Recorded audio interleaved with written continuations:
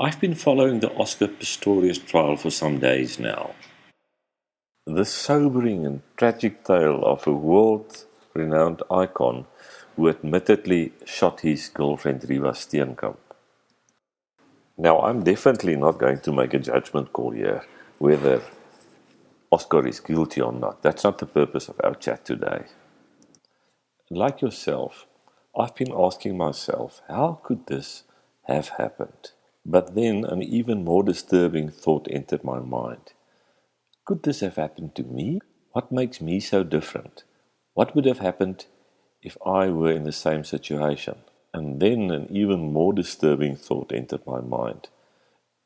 Could it have happened to my child? We all sail the rather choppy waters of life, and we all head into troubled waters from time to time. But isn't it also true that a lot of times we cause our own downfalls? And that's what I want to discuss today. For this purpose, I would like you to complete a brief questionnaire with me.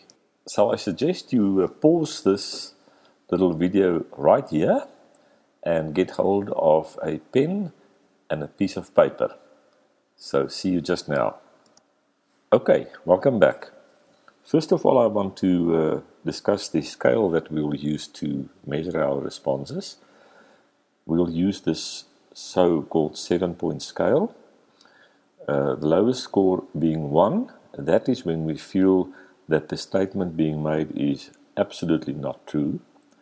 When it's somewhat true, we'll score a 4, and when we really strongly agree, we'll score a 7, which means very true.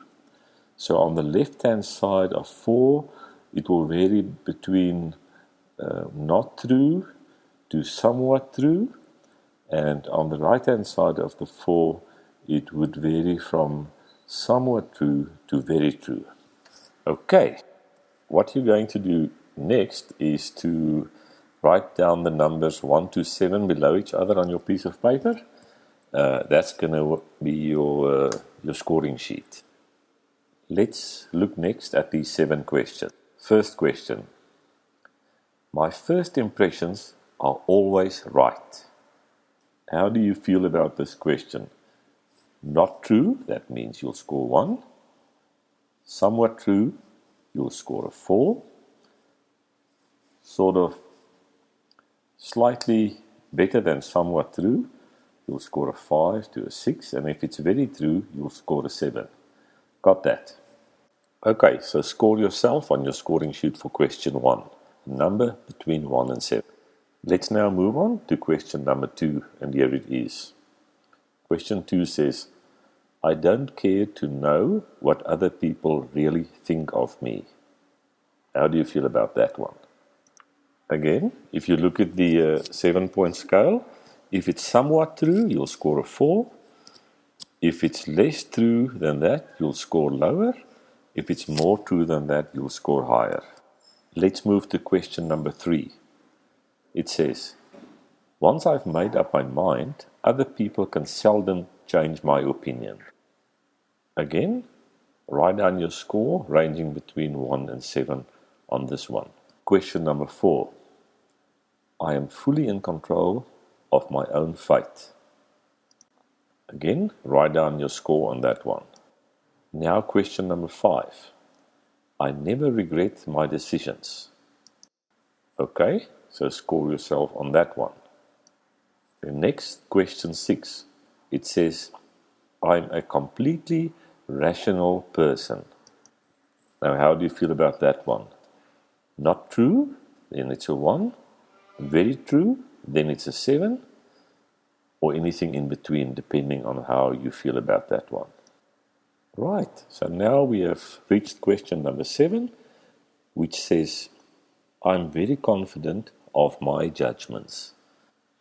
Again, here you score between 7 and 1, and the 4 would be the middle score.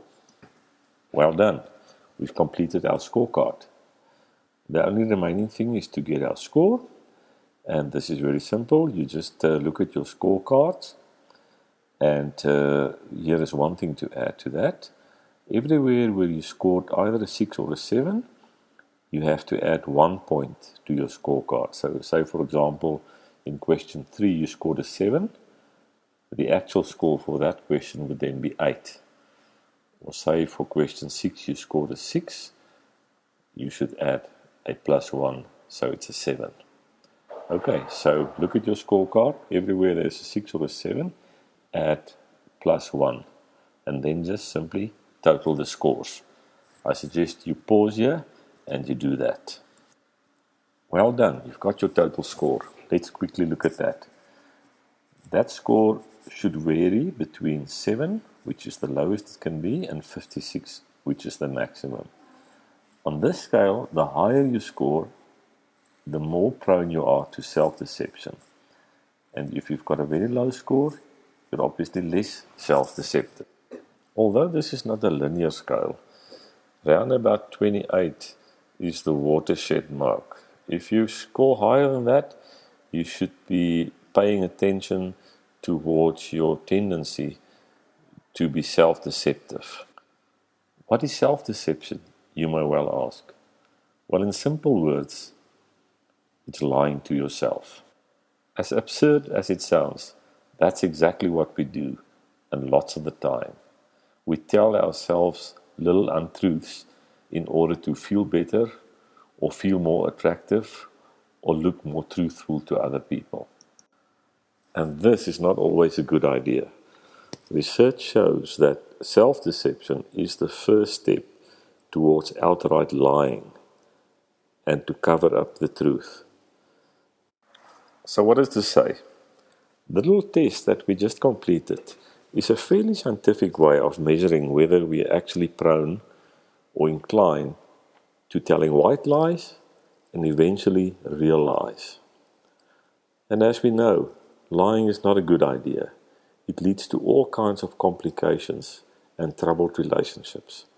So if we want to have happy lives, we better concentrate on telling the truth.